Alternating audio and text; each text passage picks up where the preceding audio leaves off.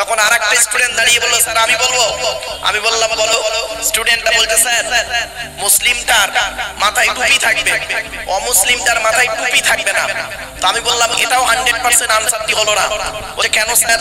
আমি বললাম আমার মাথায় কি টুপি দেখতে পাচ্ছেন? এ গ্রেট ন্যাশনাল হিরো যিনি বলেছিলেন give me blood I shall give you freedom, Netaji Subhash Chandra Bose যিনি বলেছিলেন তোরা আমাকে রক্ত দে আমি তোদের স্বাধীনতা দেব, তারও মাথায় টুপি ছিল।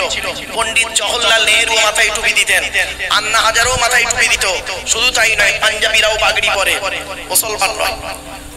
কিছুক্ষণ পরে একটা স্টুডেন্ট দাঁড়িয়ে বলল, স্যার আমি একটা গুড পয়েন্ট পেয়েছি। আমি বললাম কি পয়েন্ট? বলছে স্যার মুসলিমটার মুসলমানি হবে আর অমুসলিমটার মুসলমানি হবে না। আমি বললাম এটাও ঠিক হলো না। বলছে কেন স্যার? আমি বললাম শোনো, এই পৃথিবীর সর্বপ্রথম পুরুষ লিঙ্গের আগার চামড়া কেটে বাদ দিয়েছিল কে? ইতিহাসটি জেনে নিন।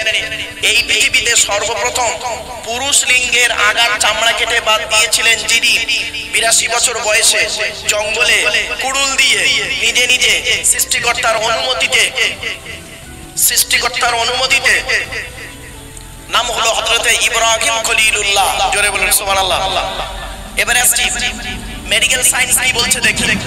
মেডিকেল সায়েন্স বলছে কোন পুরুষ যদি তার পুরুষ লিঙ্গের আগার চামড়া কেটে বাদ দেয়, ওই পুরুষটা যতদিন বেঁচে থাকবে, সে হিন্দু হোক আর মুসলিম হোক, ওই পুরুষটা যতদিন বেঁচে থাকবে 3টে রোগ থেকে বেঁচে থাকতে পারবে কমসে কম।